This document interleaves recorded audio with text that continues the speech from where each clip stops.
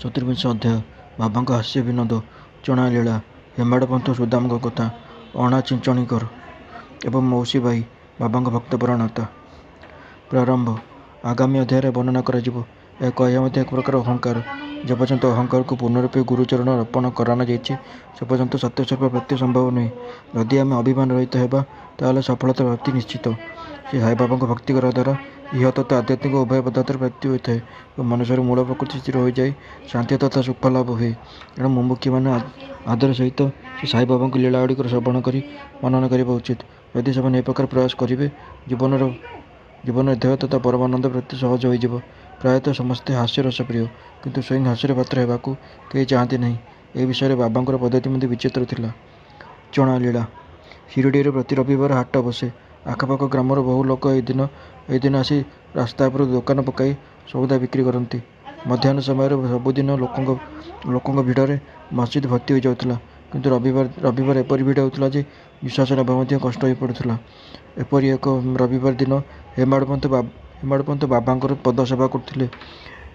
ଶ୍ୟାମା ବାବାଙ୍କର ବାମ ଓ ବାମନ ରାଓ ଡାହାଣ ପାର୍ଶ୍ୱରେ ବସିଥିଲେ। ବୁଟି ସାହେବ ଓ କାକା ସାହେବ ଦୀକ୍ଷିତ ମଧ୍ୟ ଉପସ୍ଥିତ ଥିଲେ।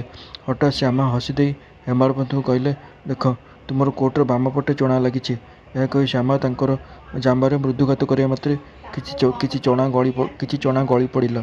ହେମାଡ଼ପନ୍ତ ଯେମିତି ପୁଣି ବାମ କଉଣି ସିଧା କରିଛନ୍ତି, ଆଉ କିଛି ଚଣା ତଳେ ଖସି ପଡ଼ିଲା, ଯାହାକୁ ଉପସ୍ଥିତ ଲୋକମାନେ ଗୋଟାଇବାରେ ଲାଗିଲେ। ଭକ୍ତମାନଙ୍କ ପାଇଁ ତ ପରିହାସର ଉପାଦାନ ମିଳିଗଲା ଏବଂ ସମସ୍ତେ ଆଶ୍ଚର୍ଯ୍ୟଚକିତ ହୋଇପଡ଼ିଲେ। କିନ୍ତୁ କେହି ଜାଣିନଥିଲେ ଯେ ସେହି ଚଣା କିପରି ଆସିଲା ଏବଂ ଏତେ ସମୟ ଯାଏ କିପରି ରହିଥିଲା। କେହି ଏହାର ସନ୍ତୋଷଜନକ ଉତ୍ତର ପାଉନଥିଲେ, ଯଦିଓ ସମସ୍ତେ ଜାଣିବାକୁ ଇଚ୍ଛୁକ ଥିଲେ। ଏହା ଦେଖି ବାବା କହିଲେ, ଅଣା ସାହେବର ଏକୁଟିଆ ଖାଇବାର ଖରାପ ଅଭ୍ୟାସ ଅଛି। ଆଜି ହାଟ ପାଳି ଏବଂ ସେ ଚଣା ଚୋବେଇ ଚୋବେଇ ଏଠାକୁ ଆସିଛି। ତା'ର ଏହି ଅଭ୍ୟାସ କଥା ମୁଁ ଜାଣେ ଏବଂ ଏହି ଚଣା ତା'ର ପ୍ରମାଣ ଦେଉଛି। ହେମାଡ଼ପନ୍ତ ଏହାକୁ ଅସ୍ୱୀକାର କରି କହିଲେ, ବାବା, ମୋର ଏକୁଟିଆ ଖାଇବାର ଅଭ୍ୟାସ ନାହିଁ। ଅଯଥାରେ ମୋତେ ଦୋଷ ଦିଅନ୍ତୁ ନାହିଁ। ମୁଁ ଶିରିଡ଼ିର ହାଟ ଏଯାଏଁ ଦେଖିନାହିଁ କି ଭୁଲରେ ବି ବଜାର ଯାଇନାହିଁ। ଚଣା ଖାଇବା କଥା ଦୂରେ ଥାଉ, ଖାଇବା ସମୟରେ ଯିଏ ମୋ ପାଖକୁ ଆସିଲେ ବି ମୁଁ ତାକୁ ସାଙ୍ଗରେ ନ ବସାଇ ଖାଏ ନାହିଁ। ବାବା କହିଲେ, ତୁମ କଥା ସତ୍ୟ, କିନ୍ତୁ ଯେତେବେଳେ ପାଖରେ କେହି ନଥିବେ ତୁମେ କ'ଣ କରିପାରିବ? ଆଚ୍ଛା କହିଲ, ଭୋଜନ କରିବା ପୂର୍ବରୁ ତୁମେ କେବେ ମୋତେ ସ୍ମରଣ କର? ମୁଁ କ'ଣ ତୁମ ସାଥିରେ ସର୍ବଦା ନାହିଁ? ମୋତେ ପ୍ରଥମେ ଅର୍ପଣ କରି ତୁମେ ଭୋଜନ ଗ୍ରହଣ କରୁଛ କି? ଶିକ୍ଷା। ଏହି ଉକ୍ତି ଦ୍ୱାରା ବାବା କି ଶିକ୍ଷା ପ୍ରଦାନ କରୁଛନ୍ତି ତାହାଠାରେ ଧ୍ୟାନ ଦେବାର ଆବଶ୍ୟକତା ଅଛି। ଏହାର ଅର୍ଥ ହେଉଛି ଇନ୍ଦ୍ରିୟ, ମନ ଓ ବୁଦ୍ଧି ଦ୍ୱାରା ରସାସ୍ୱାଦନ କରିବା ପୂର୍ବରୁ ବାବାଙ୍କର ସ୍ମରଣ କରିବା ଉଚିତ। ତାଙ୍କର ସ୍ମରଣ ହିଁ ଅର୍ପଣର ଏକ ବିଧି। ଇନ୍ଦ୍ରିୟ ବିଷୟ ପଦାର୍ଥରେ ଚିନ୍ତା ନ କରି ରହିପାରିବ ନାହିଁ। ଏଣୁ ପଦାର୍ଥର ଉପଭୋଗ କରିବା ପୂର୍ବରୁ ତାକୁ ଈଶ୍ୱର ପରାୟଣ କରିଦେଲେ ତା'ର ଆସକ୍ତି ସ୍ୱଭାବତଃ ନଷ୍ଟ ହୋଇଯାଏ। ଏହି ପ୍ରକାର ସମସ୍ତ ଇଚ୍ଛା, କ୍ରୋଧ, ତୃଷ୍ଣା ଆଦି କୁପ୍ରବୃତ୍ତି ଈଶ୍ୱର ପରାୟଣ କରି ଗୁରୁ ଅଭିମୁଖୀ କରିଦେବା ଉଚିତ। ଯଦି ଏହାର ନିତ୍ୟାଭ୍ୟାସ କରାଯାଏ, ପରମେଶ୍ୱର ଆମର ବୃତ୍ତିଗୁଡ଼ିକ ଦମନ କରିବାରେ ସହାୟତା କରିପାରିବେ। ବିଷୟର ରସାସ୍ୱାଦନ ପୂର୍ବରୁ ବାବାଙ୍କର ଉପସ୍ଥିତି ଧ୍ୟାନ କରିବା ଆବଶ୍ୟକ। ଏହାପରେ ବିଷୟ ଉପଭୋଗ କି ନୁହେଁ, ଉପଯୁକ୍ତ କି ନୁହେଁ ଏହି ପ୍ରଶ୍ନ ଆସିବ। ଫଳରେ ଆଚରଣରେ ପରିବର୍ତ୍ତନ ହେବ। ଏହାଦ୍ୱାରା ଗୁରୁପ୍ରେମ ବୃଦ୍ଧି ପାଇ ଶୁଦ୍ଧ ଜ୍ଞାନ ପ୍ରାପ୍ତି ହେବ। ଯେତେବେଳେ ଏହି ଜ୍ଞାନ ଉଦୟ ସହିତ ଦୈହିକ ବୁଦ୍ଧି ନଷ୍ଟ ହୋଇ ଚୈତନ୍ୟ ଘନ ଲାଭ ହୋଇଯିବ, ବସ୍ତୁତଃ ଗୁରୁ ଏବଂ ଈଶ୍ୱର ଏକ ଅଭିନ୍ନ, ଏକଥା ବୁଝିବାକୁ ହେବ। ଏହି ପ୍ରକାର ଗୁରୁଙ୍କର ସେବା କରିବା ଦ୍ୱାରା ଈଶ୍ୱର ପ୍ରାପ୍ତି ହେବା ନିଶ୍ଚିତ ଏବଂ ତାପରେ ଚିତ୍ତ ଶୁଦ୍ଧ ହୋଇ ଆତ୍ମାନୁଭୂତି ଲାଭ ହେବ। ମୋଟ କଥା ହେଉଛି ଯେ ଈଶ୍ୱର ଏବଂ ଗୁରୁଙ୍କୁ ପ୍ରଥମେ ଅର୍ପଣ ନ କରି କୌଣସି ଇନ୍ଦ୍ରିୟଗ୍ରାହୀ ବିଷୟର ରସାସ୍ୱାଦନ କରିବା ଉଚିତ ନୁହେଁ। ଏହିପରି ଅଭ୍ୟାସ କରିବା ଦ୍ୱାରା ଭକ୍ତିର ଉତ୍ତରୋତ୍ତର ଉନ୍ନତି ଘଟିବ। ଶ୍ରୀ ସାଇଙ୍କର ମନୋହରରୂପୀ ସଗୁଣ ମୂର୍ତ୍ତି ସର୍ବଦା ଚକ୍ଷୁ ସମ୍ମୁଖରେ ପ୍ରତିଭାତ ହେବ, ଯାହାଦ୍ୱାରା ଭକ୍ତି, ବୈରାଗ୍ୟ ଏବଂ ମୋକ୍ଷ ପ୍ରାପ୍ତି ତ୍ୱରାନ୍ୱିତ ହେବ। ଧ୍ୟାନ ପ୍ରଗାଢ଼ ହେବା ଦ୍ୱାରା କ୍ଷୁଧା ଏବଂ ସଂସାରର ଅସ୍ତିତ୍ୱ ବିସ୍ତୃତ ହୋଇଯିବ ଏବଂ ସାଂସାରିକ ବିଷୟ ପ୍ରତି ଆକର୍ଷଣ ସ୍ୱତଃ ନଷ୍ଟ ହୋଇ ଚିତ୍ତ ସୁଖ ଓ ଶାନ୍ତି ଲାଭ କରିବ। ସୁଦାମଙ୍କ କାହାଣୀ। ଉପରୋକ୍ତ ଘଟଣା ବର୍ଣ୍ଣନା କରିବା ସମୟରେ ସୁଦାମଙ୍କ ପ୍ରସଙ୍ଗ ସ୍ୱତଃ ହେମାଡ଼ପନ୍ତଙ୍କ ସ୍ମରଣକୁ ଆସିଲା, ଯାହାକି ଏହି ଘଟଣାକୁ ପ୍ରମାଣିତ କରେ। ଭଗବାନ ଶ୍ରୀକୃଷ୍ଣ ତାଙ୍କର ଜ୍ୟେଷ୍ଠ ଭ୍ରାତା ବଳରାମ ଓ ସହପାଠୀ ସୁଦାମଙ୍କ ସହିତ ସନ୍ଦୀପନୀ ଋଷିଙ୍କ ଆଶ୍ରମରେ ରହି ବିଦ୍ୟାଧ୍ୟୟନ କରୁଥିଲେ। ଥରେ କୃଷ୍ଣ ଏବଂ ବଳରାମ କାଠ ଆଣିବା ପାଇଁ ବଣକୁ ଯାଇଥିଲେ। କିଛି ସମୟ ପରେ ଋଷିପତ୍ନୀ ସୁଦାମଙ୍କୁ ମଧ୍ୟ ବଣକୁ ପଠାଇ ତିନିଜଣଙ୍କୁ ଖାଇବା ପାଇଁ କିଛି ଚଣା ପଠାଇଲେ। ଯେତେବେଳେ କି କୃଷ୍ଣ ଓ ସୁଦାମଙ୍କର ଭେଟ ହେଲା, କୃଷ୍ଣ କହିଲେ, ଭାଇ, ମୋତେ କିଛି ଜଳ ଦିଅ, ଶୋଷ ଲାଗୁଛି। ସୁଦାମ କହିଲେ, ଖାଲି ପେଟରେ ଜଳ ପିଇବା ଉଚିତ ନୁହେଁ, ଏଣୁ କିଛି ସମୟ ବିଶ୍ରାମ କରିନିଅ। ସୁଦାମା ଚଣା ବିଷୟରେ କିଛି ସୂଚନା ଦେଲେ ନାହିଁ କି କୃଷ୍ଣଙ୍କୁ ତାଙ୍କର ଭାଗ ଦେଲେ ନାହିଁ। କୃଷ୍ଣ ତ କ୍ଳାନ୍ତ ହୋଇପଡ଼ିଥିଲେ। ସୁଦାମଙ୍କ କୋଳରେ ମୁଣ୍ଡ ରଖି ଗାଢ଼ ନିଦ୍ରାରେ ଘୁଙ୍ଗୁଡ଼ି ମାରିବାକୁ ଲାଗିଲେ। ଏ ସୁଯୋଗ ଦେଖି ସୁଦାମ ଚଣା କାଢ଼ି ଚୋବାଇଲେ। ଅଚାନକ କୃଷ୍ଣ ଉଠି ପଡ଼ିବା ପରେ ଅଭିନୟ କରି ପଚାରିଲେ, ଭାଇ କ'ଣ ଖାଉଛ? କିଛି ଖାଇବାର ଶବ୍ଦ ଶୁଣାଯାଉଛି। ସୁଦାମ କହିଲେ, ଏଠି ଖାଇବାକୁ କ'ଣ ଅଛି? ମୁଁ ତ ଶୀତରେ ଥରୁଛି ବୋଲି ଦାନ୍ତ କଡ଼ମଡ଼ ହେଉଛି। ଦେଖ, ମୁଁ ଭଲ ଭାବେ ବିଷ୍ଣୁ ସହସ୍ରନାମ ଉଚ୍ଚାରଣ ମଧ୍ୟ କରିପାରୁନାହିଁ। ଏକଥା ଶୁଣିବା ପରେ ଅନ୍ତର୍ଯ୍ୟାମୀ କୃଷ୍ଣ କହିଲେ, ଭାଇ, ମୁଁ ଏବେ ସ୍ୱପ୍ନରେ ଦେଖିଲି ଯେ ଜଣେ ବ୍ୟକ୍ତି ଆଉ ଜଣଙ୍କର ଖାଦ୍ୟ ଖାଇଯାଉଛି। ଯେତେବେଳେ ତାକୁ ଏହି ବିଷୟରେ ପଚରାଗଲା, ସେ କହିଲା ଯେ ମୁଁ ଆଉ କ'ଣ ମାଟି ଗୋଡ଼ି ଖାଉଛି? ଏହାପରେ ପ୍ରଶ୍ନକର୍ତ୍ତା କହିଲେ, ଏବମସ୍ତୁ। ଭାଇ, ଏହା ତ କେବଳ ସ୍ୱପ୍ନ ଥିଲା।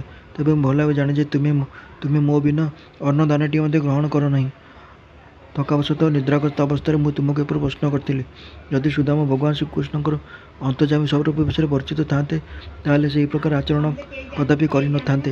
ଏହି କାରଣରୁ ଶ୍ରୀକୃଷ୍ଣଙ୍କ ବାଲ୍ୟବନ୍ଧୁ ହୋଇଥିବା ସତ୍ତ୍ୱେ ସୁଦାମଙ୍କୁ ଦାରିଦ୍ର୍ୟ ସଂସାରର କ୍ଲେଶ ଭୋଗିବାକୁ ପଡ଼ିଲା। ପରବର୍ତ୍ତୀ ସମୟରେ ତାଙ୍କ ପତ୍ନୀଙ୍କ ହାତରେ ପ୍ରସ୍ତୁତ କିଛି ଖୁଦଭଜା ନେଇ ସୁଦାମ ଯେତେବେଳେ ଶ୍ରୀକୃଷ୍ଣଙ୍କୁ ଉପହାର ଦେବା ପାଇଁ ଗଲେ, ଭଗବାନ ଅତ୍ୟନ୍ତ ପ୍ରସନ୍ନ ହୋଇ ତାଙ୍କୁ ସୁବର୍ଣ୍ଣ ନଗରୀ ଉପହାର ଦେଲେ। ଯିଏ ଭଗବାନଙ୍କୁ ଅର୍ପଣ ନ କରି ଏକାନ୍ତରେ ଭୋଜନ କରେ, ସେ ଏହି କଥା ସର୍ବଦା ସ୍ମରଣ ରଖିବା ଉଚିତ। ଶ୍ରୁତି ମଧ୍ୟ ଏହି କଥା କହେ ଯେ ଈଶ୍ୱରଙ୍କୁ ପ୍ରଥମେ ଅର୍ପଣ କରି ଉଚ୍ଛିଷ୍ଟ ହେବା ପରେ ଭୋଜନ ଗ୍ରହଣ କରିବା ଉଚିତ। ବାବା ବଡ଼ କୌତୂହଳପୂର୍ଣ୍ଣ ଉପାୟରେ ଏହି ଶିକ୍ଷା ପ୍ରଦାନ କଲେ। ବାବାଙ୍କର ହାସ୍ୟ ବିନୋଦ। ଅଣା ଚିଞ୍ଚଣିକର ଏବଂ ମୌସୁମୀ ବାଇ ଏବେ ସେ ହେମାଡ଼ପନ୍ତ ଆଉ ଏକ କୌତୂହଳପ୍ରଦ ଘଟଣା ବର୍ଣ୍ଣନା କରିଛନ୍ତି, ଯାହା ପ୍ରଥମେ ହାସ୍ୟରସ ଭଳି ମନେ ହେବ, କିନ୍ତୁ ଜ୍ଞାନର ପ୍ରକୃତ ସାର ଏଥିରେ ନିହିତ ରହିଛି। ଦାମୋଦର ଘନଶ୍ୟାମ ବାବରେ ନାମରେ ଜଣେ ଭକ୍ତ ଥିଲେ। ତାଙ୍କର ଡାକ ନାମ ଅଣା ଚିଞ୍ଚଣିକର। ସେ ସରଳ, ସାହସୀ ଓ ନିର୍ଭୀକ ପ୍ରକୃତିର ବ୍ୟକ୍ତି ଥିଲେ। କାହା ପ୍ରତି ଭୟ ନ କରି ରୋକଠୋକ କହୁଥିଲେ ଏବଂ ପରିଣତି ପ୍ରତି ଚିନ୍ତା କରୁନଥିଲେ। ବ୍ୟବହାରିକ ଦୃଷ୍ଟିରୁ ଯଦିଓ ସେ ରୁକ୍ଷ ଏବଂ ଅସହିଷ୍ଣୁ ପ୍ରତୀତ ହେଉଥିଲେ, କିନ୍ତୁ ଅନ୍ତଃକରଣରେ କପଟହୀନ ବ୍ୟବହାର କୁଶଳ ଥିଲେ। ଏହି କାରଣରୁ ବାବା ତାଙ୍କୁ ବିଶେଷ ପ୍ରେମ କରୁଥିଲେ। ସମସ୍ତ ଭକ୍ତ ନିଜ ଇଚ୍ଛା ଅନୁସାରେ ବାବାଙ୍କର ଶ୍ରୀଅଙ୍ଗ ସେବା କରୁଥିଲେ। ବାବା ତାଙ୍କର ହସ୍ତକାଠ ରେଲିଂ ଉପରେ ରଖୁଥିଲେ। ରେଲିଂ ଅପର ପାର୍ଶ୍ୱରୁ ଜଣେ ବୃଦ୍ଧା ବିଧବା ତାଙ୍କର ସେବା କରୁଥିଲେ। ତାଙ୍କର ନାମ ବେଣୁବାଇ କୌଜଲଗି। ବାବା ତାଙ୍କୁ ମା ବୋଲି ସମ୍ବୋଧନ କରୁଥିଲେ ତଥା ଅନ୍ୟମାନେ ମାଉସୀ ବାଇ ଡାକୁଥିଲେ। ସେ ଏକ ସୁନ୍ଦର ହୃଦୟର ମହିଳା ଥିଲେ। ଦୁଇ ହାତ ଆଙ୍ଗୁଳିରେ ଚିପି ସେ ବାବାଙ୍କର ଅଙ୍ଗମର୍ଦ୍ଦନ କରୁଥିଲେ। ଯେତେବେଳେ ସେ ତାଙ୍କର ଉଦର ମର୍ଦ୍ଦନ କରୁଥିଲେ, ଏତେ ଜୋରରେ କରୁଥିଲେ ଯେ ପେଟ ଓ ପିଠି ପ୍ରାୟ ଏକାକାର ହୋଇଯାଉଥିଲା। ଏପରି କରିବା ଯୋଗୁଁ ବାବା ମଧ୍ୟ ଏପଟ ସେପଟ ହୋଇଯାଉଥିଲେ। ସମ୍ପୂର୍ଣ୍ଣ ଧ୍ୟାନ ଓ ଭାବ ସହକାରେ ସେପରି ସେବା କରୁଥିଲା ବେଳେ ତାଙ୍କର ମୁହଁ ତଳ ଉପର ହେଉଥିଲା। ଏ ସମୟରେ ଅନ୍ୟ ପାର୍ଶ୍ୱରେ ସେବା କରୁଥିବା ଅଣାଙ୍କ ମୁହଁ ପାଖରେ କେତେବେଳେ ତାଙ୍କର ମୁହଁ ଲାଗିଯାଉଥିଲା। ମାଉସୀ ବାଇ ରସିକ ସ୍ୱଭାବର ହୋଇଥିବା ଯୋଗୁଁ ପରିହାସପୂର୍ବକ କହିଲେ ଯେ ଅଣା ବଡ଼ ଦୁଷ୍ଟ ପ୍ରକୃତିର ବ୍ୟକ୍ତି। ମୋତେ ସେ ଚୁମ୍ବନ କରିବାକୁ ଚାହୁଁଛି। ତା'ର କେଶ ତ ପକ୍ୱ ହୋଇଗଲାଣି, କିନ୍ତୁ ସାମାନ୍ୟ ଲଜ୍ଜା ଲାଗୁନାହିଁ। ଏକଥା ଶୁଣି ଅଣା ସ୍ୱାଭାବିକ ଭାବରେ କ୍ରୋଧିତ ହୋଇପଡ଼ିଲେ। ସେ କହିଲେ, ତୁମେ କହୁଛ ଯେ ମୁଁ ଜଣେ ବୃଦ୍ଧ ଓ ଖରାପ ବ୍ୟକ୍ତି? ମୁଁ କ'ଣ ମୂର୍ଖ? ତୁମେ ନିଜେ ଗଜିଆ ଆରମ୍ଭ କରୁଛ। ଉପସ୍ଥିତ ସମସ୍ତ ଭକ୍ତ ଏହାକୁ ବଡ଼ ଆଗ୍ରହରେ ଉପଭୋଗ କରୁଥିଲେ।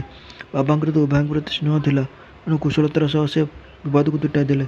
ତାଙ୍କୁ ସ୍ନେହପୂର୍ବକ କହିଲେ, ଏ ଅଣା, ବୃଥାରେ କାହିଁକି କଳହ କରୁଛ? ମାଆଙ୍କୁ ଚୁମ୍ବନ କରିବାରେ ଖରାପ କ'ଣ? ବାବାଙ୍କର ଉକ୍ତି ଶୁଣି ସମସ୍ତେ ବିସ୍ମିତ ହେଲେ ଏବଂ ଅଣାଙ୍କ କ୍ରୋଧ ଶାନ୍ତ ପଡ଼ିଗଲା। ମାଉସୀ ବାଇ ମଧ୍ୟ ନୀରବ ହୋଇଗଲେ। ସମସ୍ତ ଭକ୍ତ ବାବାଙ୍କର ଏହି ବିନୋଦ ଭାବର ଆନନ୍ଦ ନେଲେ। ବାବାଙ୍କ ଭକ୍ତପରାୟଣତା। ବାବା ଭକ୍ତମାନଙ୍କୁ ସେମାନଙ୍କ ଇଚ୍ଛା ଅନୁରୂପ ସେବା କରିବାକୁ ଅନୁମତି ଦେଉଥିଲେ ଏବଂ ଏଥିରେ କୌଣସି ହସ୍ତକ୍ଷେପକୁ ବରଦାସ୍ତ କରୁନଥିଲେ।